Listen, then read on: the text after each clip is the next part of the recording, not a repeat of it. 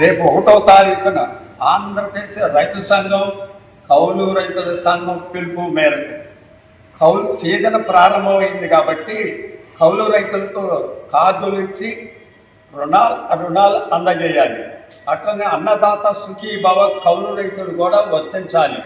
పంటలకి గిట్టుబాటు రేటు కల్పించాలి. దాంతో భాగంగానే దేవాదాయ భూములు కౌలు చేసే వారికి కూడా అన్నదాత సుఖీభవ వర్తించాలి. కౌలు కార్డులు ఇచ్చి వాళ్ళు కూడా రుణాలు ఇవ్వాలి. పంట దెబ్బతిన్న తర్వాత కౌలు రైతులు దేవాదాయ భూములు కౌలు చేసే వాళ్ళు కూడా వాళ్ళకి వర్తించాలి. దాంతో భాగంగానే ఇరిగేషన్ వచ్చేసరికి పూర్తిగా మన జిల్లాలో పూర్తి కాలంలో Guntur channel, high level channel, నల్ల డ్రైనేజీ, మరి జల్లవాగు కూడా పూర్తిగా కూడిపోయి ఉన్నాయి.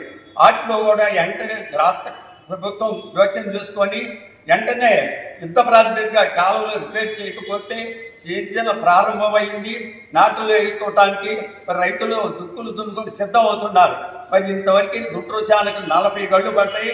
గుంటూరు ఛానల్లో అనేక రకాల చట్టాలన్నీ కూడా సిద్ధల అవసరాలని, మరి లాగులని కూడా సిద్ధల అవసరాలని గుంటూరు ఛానల్లో డ్రైనేజీ కలిసి కలుషిత వాతావరణంతో పూర్తిగా సిద్ధం అవుతుంది.